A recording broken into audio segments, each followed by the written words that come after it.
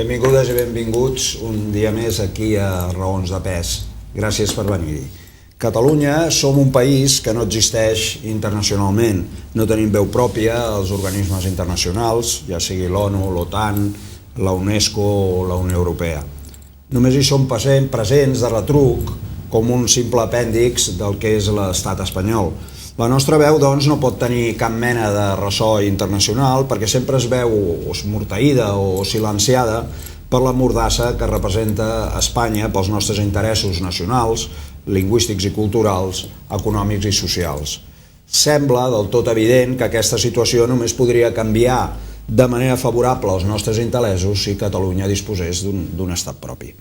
En el programa d'avui, de Raons de Pes, volem conversar sobre el que podria representar des del punt de vista internacional el fet que Catalunya pogués disposar d'un estat propi. Ho farem amb dos convidats d'excepció que tinc el plaer de presentar-vos. Aquí a la meva dreta tenim en Miquel Strubel. Gràcies per haver vingut i haver acceptat la nostra invitació. En Miquel Strubel és sociolingüista, llicenciat en Psicologia i Fisiologia per la Universitat d'Oxford. Actualment és professor dels nous estudis d'Arts i Humanitats de la Universitat Oberta de Catalunya. Va ser president de l'Associació Política Catalunya 2003 i membre fundador de la plataforma independentista Sobirania i Progrés. Forma part del secretariat provisional de l'Assemblea Nacional Catalana, actualment en fase constituent. I aquí a la meva esquerra, en Ricard Jané, gràcies també per haver vingut. Bon dia. En Ricard Jané és advocat, és soci d'un bufet amb molta clientela en l'àmbit internacional, ha estat president i encara n'és membre d'un comitè executiu de dret, d'una xarxa de dret internacional de despatxos d'advocats. És un estudiós de temes relatius a l'autodeterminació dels pobles en dret internacional i processos d'alliberament nacional. Per raó de vinculacions familiars, coneix molt bé el cas d'Eslovènia. Forma part també del secretariat provisional de l'Assemblea Nacional Catalana, actualment en fase constituent. Doncs comencem una mica aquesta conversa. Sovint es parla molt de dependències econòmiques, dependències polítiques, i potser la gent sempre estem molt pendents del que ens afecta amb la qüestió econòmica, amb l'espoli fiscal, amb les qüestions de llengua, les qüestions de cultura. Però quins problemes representa internacionalment que no disposem d'un estat propi? Que haguem d'anar sempre a remolc de l'estat espanyol? Tenim 2 dies sencers de programa? 25 minuts ho hauríem d'intentar explicar. Doncs em sembla que el Ricard haurem de fer-ne dia. Ho tenim difícil, El primer problema és mental i de cara a l'interior. Parlem, molt sovint dic, és que Catalunya no té ni parlamentaris. I la gent diu, home, però aquest i aquella, no vull dir noms, i dic, sí que són catalans, però no representen Catalunya, representen l'única circumscripció que hi ha a l'estat espanyol, que també jo crec que és un cas molt excepcional, i per tant representen Espanya, no poden representar formalment, no poden representar Catalunya. Aquesta mena de prèvies, diguéssim, jo crec que convé dir-les de manera molt clara. Hi ha una altra prèvia a fer, Jaume, i és que el món actual, és així des de ja fa segles, s'estructura en estats. I només els estats són actors en l'escena internacional, i el que no és un estat, el que no s'organitza en un estat, no té ni veu ni vot ni compte per a res. I això és un fet. I és un fet que de vegades es vol contrarrestar dient anem a una mundialització, una integració regional dels estats, es difuminen els atributs de sobirania. Escolti, per més que hi hagi una globalització, per més que és cert que en alguns aspectes es va una cooperació i una integració de determinades polítiques, no és menys cert que el món continua estant organitzat en estats. I nosaltres volem ser, crec que podríem ser, i ens convindria ser tan independents o tan interdependents com ho són els altres estats. De fet, de tots els estats, de la vintena d'estats que s'han constituït en els darrers 20 anys a Europa, no n'hi ha cap que en aquest període hagi demanat integrar-se en un altre estat. Això em sembla que és un fet a tenir en compte i és simptomàtic. La gent el que vol, en general, separar-se, en general d'algun altre estat, però mai formar... És que la gent el que vol és cooperar, integrar-se en estructures on pot tenir veu i vot, però no integrar-se en estructures on està subordinat, que és el nostre cas. I menys cedir l'existència de l'Estat cap a un altre. Ja ho has dit bé, no hi ha cap cas. Per molt que diguin, ui, això dels estats és un invent del segle XIX i tal, doncs escolta, que em busquin algú que digui, mira, Espanya hauria de deixar d'existir i formar part de França o de Portugal. No en trobaràs cap. Sí, perquè abans d'entrar aquí al plató em comentaves un llistat de nous estats, no? Al món. Quants diríem en els últims anys? En els darrers 20 anys hi ha hagut tant com 35 canvis de fronteres que suposen en la major part dels casos d'independències, ja sigui dels Estats Units, això forma part, es podria dir, de descolonització o de rèmores de la descolonització, la Micronèsia, les Illes Marshall, tota la desintegració de la Unió Soviètica, que dona lloc a quasi una quinzena d'estats, a la desintegració de Iugoslàvia, però també a la separació de vellut de Txèquia i Eslovàquia, en fi, i després n'hem viscut d'altres molt recentment. Hem viscut doncs, les independències de països com Eritrea, com més difícilment la de Kosovo, però també aquest any mateix la de Sudan del Sud. Vull dir que això és un tema absolutament obert. I aquests països, evidentment, tenen representació a tot arreu. Aquests països tenen l'accés obert a ser representats a tot arreu amb veu i vot. S'ha de matisar que hi ha casos i que l'accés a les institucions internacionals no sempre és fàcil. Això és una qüestió que cal tenir en compte. No tot és un camí de roses, en les relacions internacionals especialment. Però, per exemple, agafem un cas, la continuada reivindicació de l'oficialitat del català a les institucions de la Unió Europea, que això ve pràcticament des de l'entrada de la Catalunya Sud en el mercat comú, el 86 devia ser, no? Són 25 anys de reclamar l'oficialitat i em sembla que seria molt més fàcil si Andorra, per entendre'ns, si Andorra entrés a la Unió Europea, en el sentit que la mentalitat de veure els estats, la Unió Europea és un club d'estats, i que cada estat té una llengua, doncs aquesta percepció fa molt més fàcil aconseguir, no és automàtic, certament estic d'acord amb tu, però serà molt més fàcil que els altres estats ho reconeguin. El cas d'Andorra jo el tinc clar, si Andorra entrés a la Unió Europea el català seria llengua oficial de manera gairebé automàtica. Quan un estat nou entra a la Unió Europea ha de negociar els tractats, etc. i un dels punts que es negocia és el de la llengua.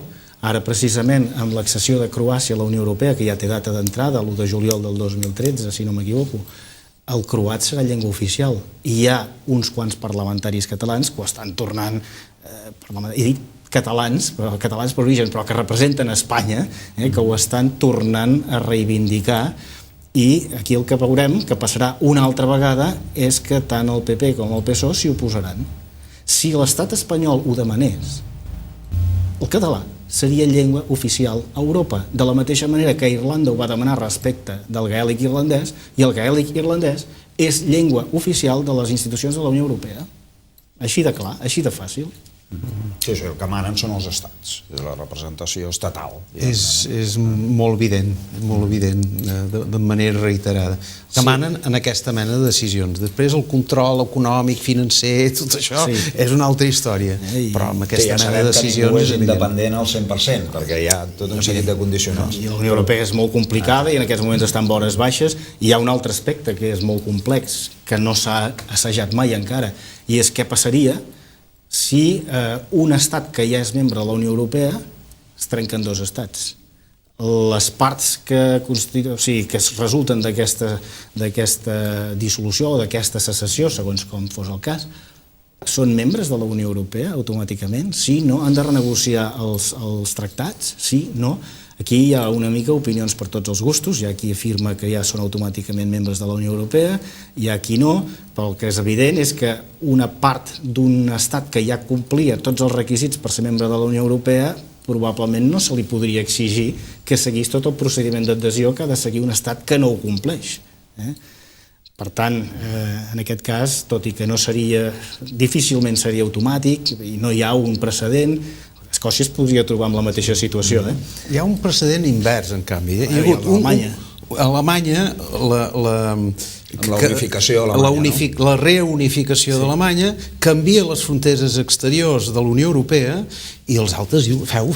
Vull dir que la Unió Europea no interfereix en una cosa que és jo diria que força més convulsiu, diguéssim, com convulsiva, perquè entren a formar part de la Unió Europea milions de ciutadans que no n'eren. Efectivament. I per tant jo crec que sobretot si és amistosa la separació, hauria de ser després una negociació de tres bandes per dir, procés relativament ràpid per dir com repartim els fons estructurals, els IVAs, representació al Parlament, perquè no en sortís perjudicat el conjunt de la Unió.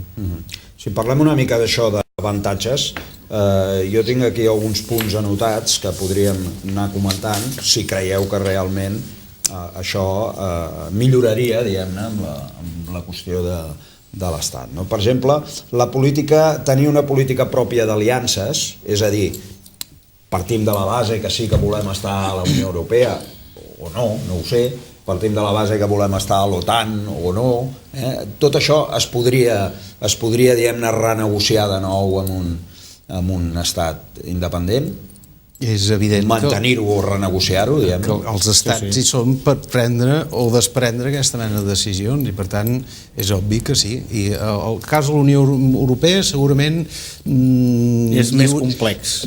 Anava a dir, hi hauria més consens social a favor de quedar-nos, però en el cas de l'OTAN és que es va votar, Catalunya va votar en contra de l'OTAN en el seu moment, i en canvi la majoria de la resta de l'Estat va votar a favor. Passa que aquell vot també hi va incidir altres qüestions, ara no toca parlar-ne. Evident. Però, de fet, un estat independent, si vol ser realment amb totes les conseqüències, ha de definir quina és la seva política de defensa, per exemple.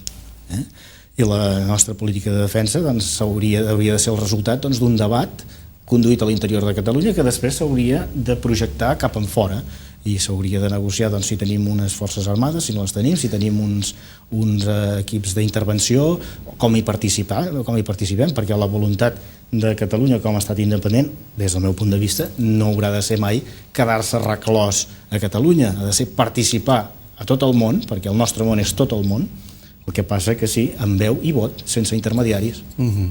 Si la independència va més enllà d'uns jocs florals nacionals, diguéssim, hem de pensar que un país independent té una política de defensa. Els pacifistes, diguéssim, jo crec que han d'entendre que en un procés de partició d'un estat en dos estats ens tocarà la sisena part de l'armada actual, la sisena part dels avions de combat, per entendre. Després, què fem amb aquests avions?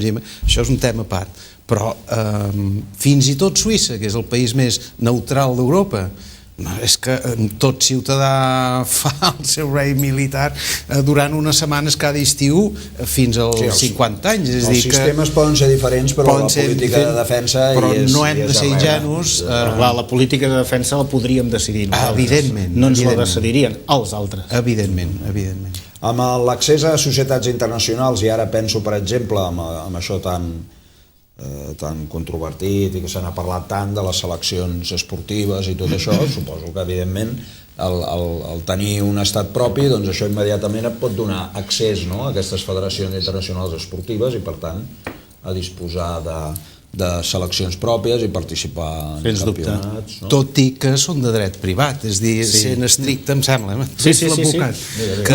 Tens tota la raó, Miquel. Les federacions esportives són organismes de dret privat i com a tal poden regular la seva participació en l'esfera internacional com vulguin. Ara què passa? Es produeix una interferència de dret públic i una interferència dels estats en tot això. Perquè ja sigui per iniciativa de les pròpies federacions internacionals, ja sigui per pressions dels estats, s'introdueixen els estatuts de les federacions internacionals que podran participar aquelles federacions que representin estats i llavors ja hi tens la porta tancada. Que és el que va passar, per exemple, en el Comitè Internacional Olímpic. Abans, teòricament, hi podien participar nacions que no fossin estats. I això es va canviar precisament Jo crec que pel cas de Catalunya. En bona part. En bona part pel cas de Catalunya. Sí. I aleshores, doncs, evidentment, si ets un estat, tens accés a tot això. Però a mi m'agradaria parlar d'un tema concret, també de la participació en àmbits internacionals. Hi ha una organització internacional de ciència, que és la ICSU, que és molt important. És on es couen coses de ciència internacional, d'alta ciència internacional. Catalunya no hi té accés, perquè qui té accés a la ICSU és el comitè ICSU espanyol, i Espanya com a tal. Hi ha inclús la llei de ciència d'Espanya, el que preveu és el comitè ICSU del Ministeri, que s'ocupa dels temes de ciència d'Espanya. Per tant, ni que volguéssim, Catalunya no hi pot participar. I si presentés la candidatura, no tinc cap mena de dubte que Espanya la vetaria i no la permetria. Què passa? Que els països... Per què no ens deixen entrar? Alguns diuen, perquè els països, els estats, en definitiva, ja tenen prou problemes a casa com per haver-se d'ocupar dels problemes dels catalans. Entens? I per tant, som nosaltres els que ens hem d'ocupar de resoldre el nostre problema. Això de les federacions internacionals produeix unes situacions molt ridícules, com el fet que alguna federació internacional hagi votat, jo crec que amb molts de vots comprats per alguna federació nacional concreta, el hoquei claríssim, en un cas en què Escòcia en forma part, per exemple, és a dir, reiterant el fet que no cal ser un estat per ser membre d'aquella federació en concret.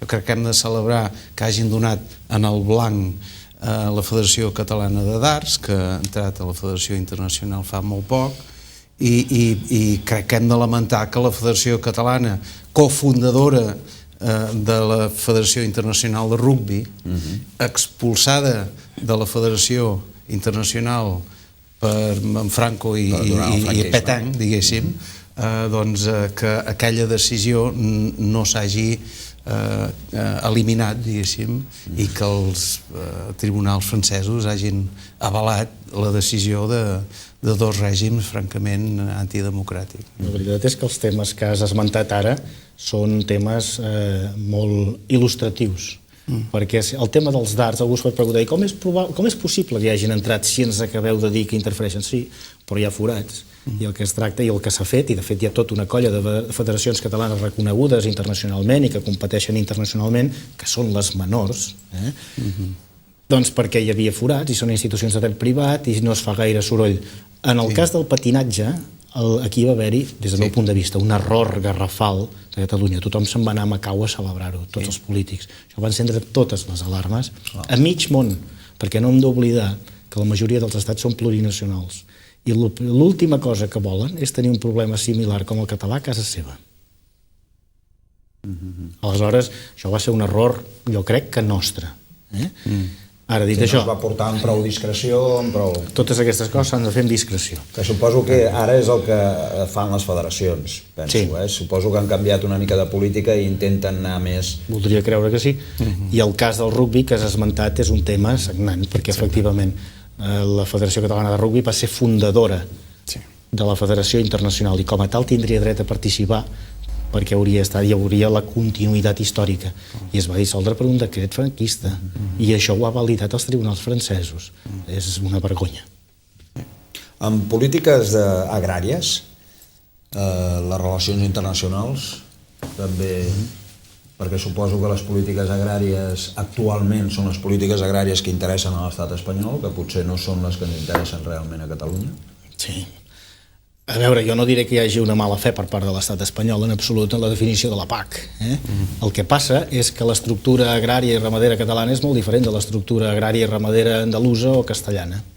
I aleshores això defineix uns interessos per damunt d'uns altres. I bé, jo no sóc expert en matèria de PAC ni d'agricultura i ramaderia, però sí que tinc clar que la diferència d'estructura existeix i que el que ens convé a nosaltres no és sempre el que convé a altres territoris de l'Estat.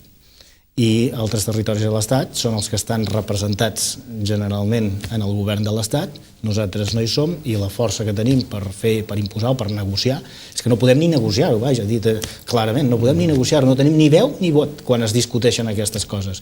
I les propostes que es fan des de Catalunya, doncs jo tinc els meus dubtes de que arribin enlloc.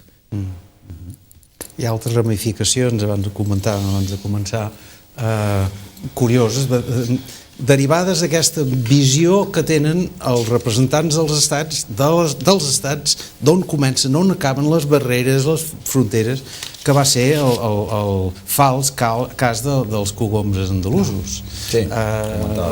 Alemanya doncs, va fer aquesta acusació, va mirar el mapa, va veure que Andalusia i tot l'estat era d'un color i Alemanya va decidir que no entressin cogombres d'aquell color de l'estat.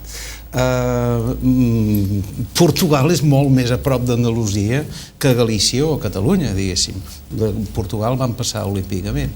I en canvi els microbis no respecten les fronteres, evidentment. I aleshores et trobes en la situació en què hi podia haver un problema a Figueres i en canvi de Perpinyà doncs podrien circular les coses. Aquestes visions estatals que són lamentablement molt freqüents.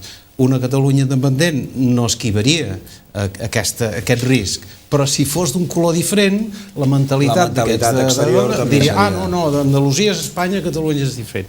Són coses ridícules de vegades, perquè només cal mirar el mapa i saber com funciona la distribució de microbis, però són realitats.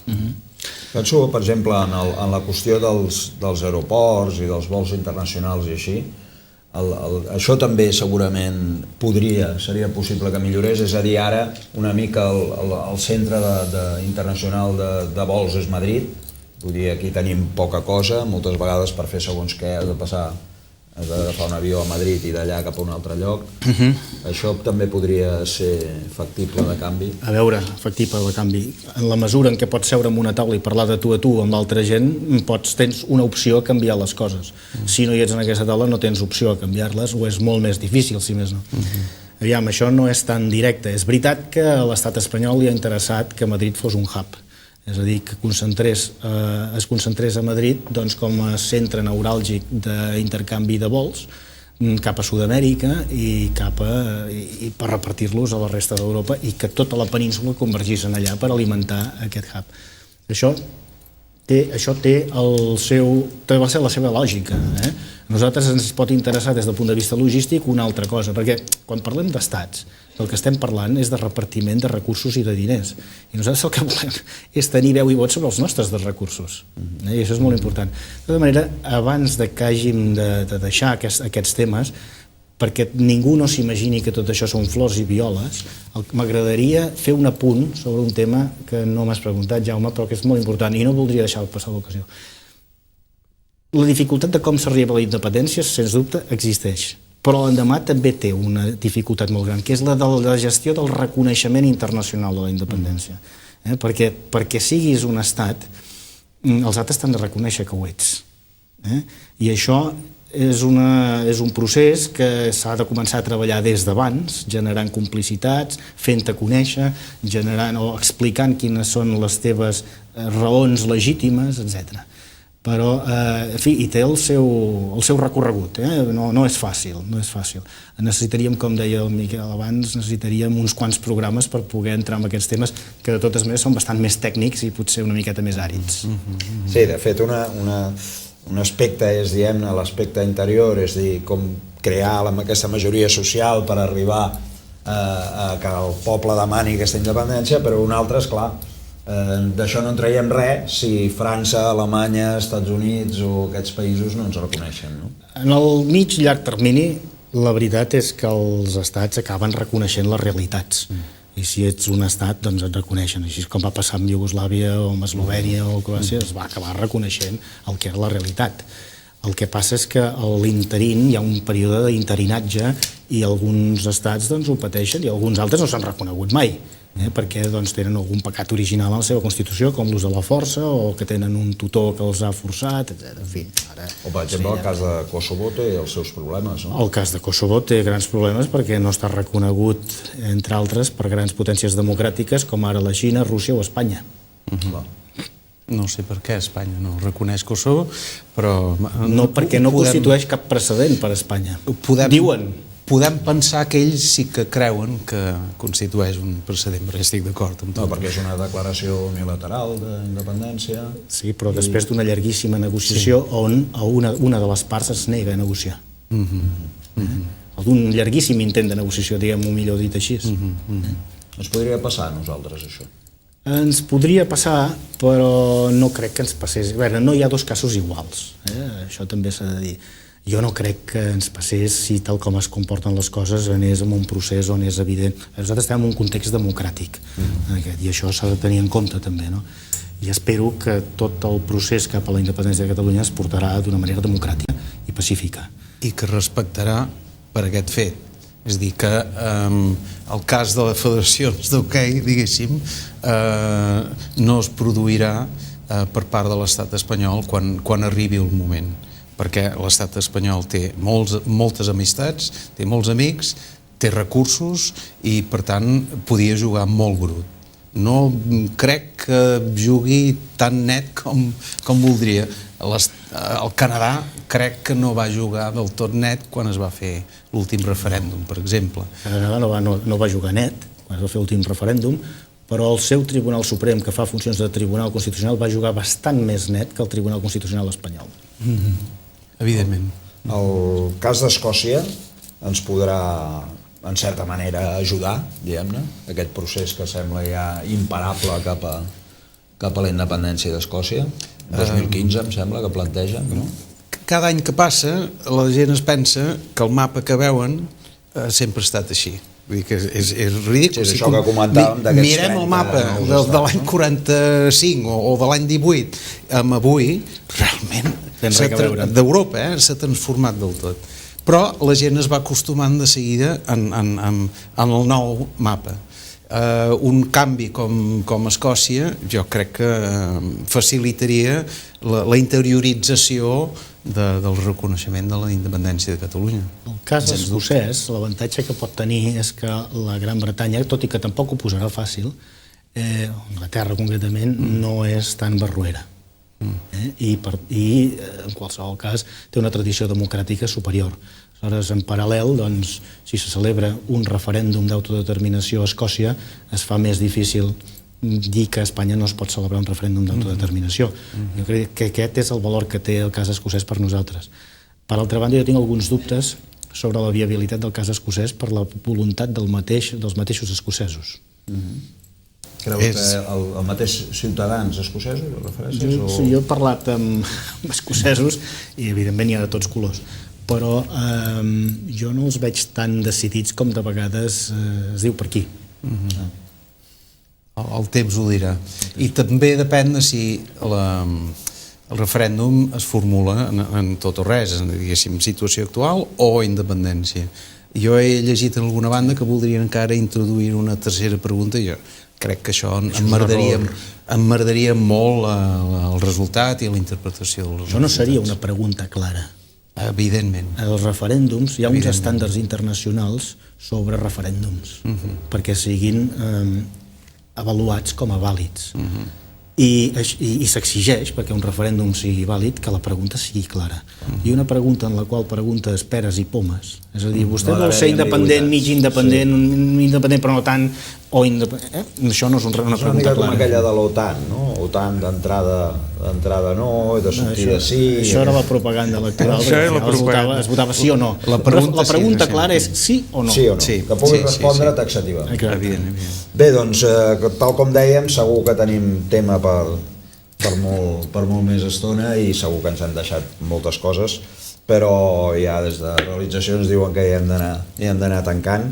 Doncs aquest nou programa de Raons de Pes en què hem pogut parlar una mica sobre què podria significar internacionalment per Catalunya disposar d'un estat propi.